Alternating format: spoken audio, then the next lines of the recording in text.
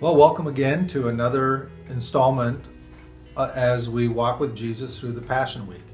Today's Friday, what we call Good Friday. So we come into this situation knowing Jesus has been up all night. He's been under trial. He's been passed from the guards to Pilate, to Herod, back to Pilate. He's been interrogated. He's been accused. And as we look at some of the things he underwent, we come to realize something very significant. Jesus said earlier in his ministry that nobody takes my life. The Son of Man lays it down, but nobody takes it. So sometimes history and culture has told us that Jesus lost his life. He didn't. Nobody could take it. He gave it. And that's really a significant point. Then he comes into Jerusalem and he does a tremendous amount of works and miracles. He speaks and people comment on how no one has ever taught like this guy. And Jesus says, the words that I speak are not my words, they're my Father's. And the signs that I do are not my signs, but they're done by my Father in heaven. So Jesus testified that what he said and what he did didn't originate with him, it originated from the Father. And it was a work of the Holy Spirit. And so Jesus is going to be on trial. He's going to be on trial for what he said and what he did. So the truth is, deity is on trial. The Father's on trial for being good and for speaking words of life. But those that were in charge didn't like that. So they brought him to trial, called him a liar, accused him of lying. So really the trial of Jesus is deity on trial. Not only that, while Jesus was being tried and he was found guilty, Pilate wanted to set him free. And Pilate even said to Jesus, "Don't you realize that I have the power of life and death over you?"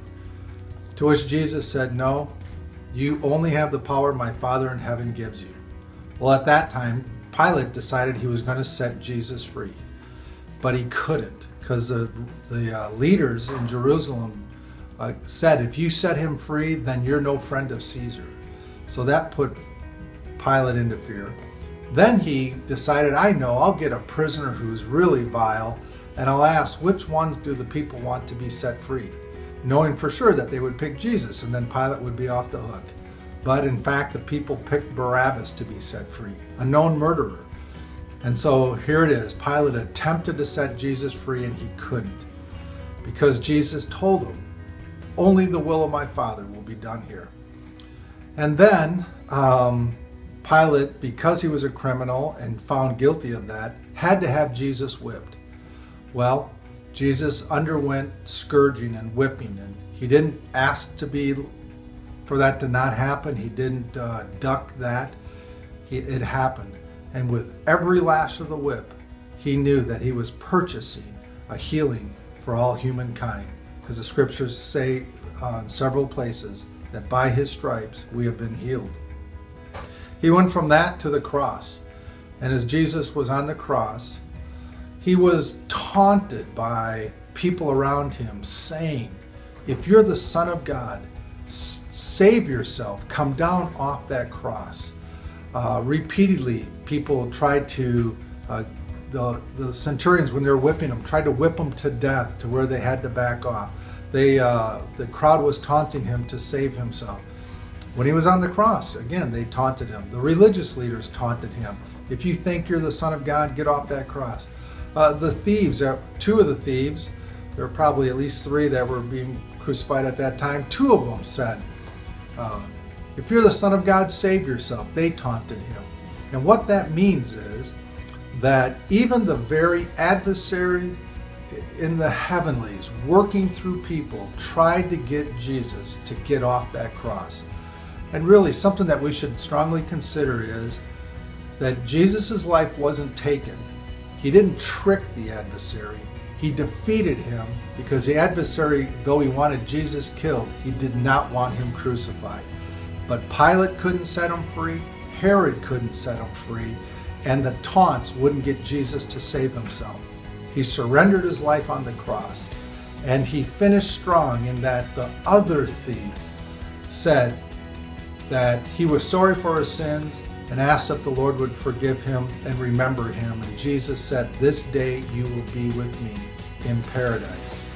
So now, not only did Jesus defeat the taunts of the adversary, defeat the corrupt trial, never had his life taken from him, but laid it down on his own terms, that he triumphed. And then, as he expires and passes away, they take his body and put it in a tomb, a rich man's tomb, and they roll a stone in front of it. And in fact, it was at this time that Jesus was being prepared for a grand exit, where he was going to be resurrected on the third day and be set free. And we'll talk about that later. But I want to read a verse now out of Isaiah 53. And this is the verse that really speaks of what Jesus was doing. "Who has believed our report?" the prophet asks. "And to whom has the arm of the Lord been revealed? For he shall grow up before him as a tender plant, and as a root out of dry ground. He has no form or splendor, comeliness, and when we see him there is no beauty or majesty, that we should desire him. He was despised and rejected by men, a man of sorrows and pains, and acquainted with grief and sickness." See, he bore the burden of our sin on his souls. He bore the brokenness of our bodies when he was whipped. It continues, "And we hid, as it were, our faces from him. He was despised, and we did not esteem him. Surely he has borne our sicknesses and carried our pains. Yet we esteemed him stricken, smitten by God, and afflicted. But not so. He was wounded for our transgressions. He was pierced through. He was bruised for our iniquities. The chastisement for our peace was upon him, and by his stripes we were healed. All we like sheep have gone astray. We have turned every one to his own way, and the Lord has laid on him the iniquity of us all." We often think that the Father orchestrated this and that Jesus was caught up in this. But the truth is, Jesus was the one in control of this whole experience. He was the one that went to Jerusalem. He was the one that went to trial. He was the one that did not defend himself. He was the one, when taunted, wouldn't surrender. He was the one that didn't ask the Father to let him go. And he was the one who gave his life. Yes, the Father allowed this, but the Father, in viewing this, realized that Jesus was being the offering for our sin and for our salvation. It was Jesus who did what he did, and it was the Father who was honored by the gift that Jesus earned the salvation of every person in the world if they'll receive him. So the cross is a major turning point in human history, and it is where Jesus himself dealt with every issue of human failure and took it upon himself and beat it. And we're so grateful that he did. Well, tomorrow we're going to talk about, once Jesus died and left his body, where did he go and what did he do before he was raised from the dead on Sunday morning. We'll talk about that next time. Thank you, and I look forward to it.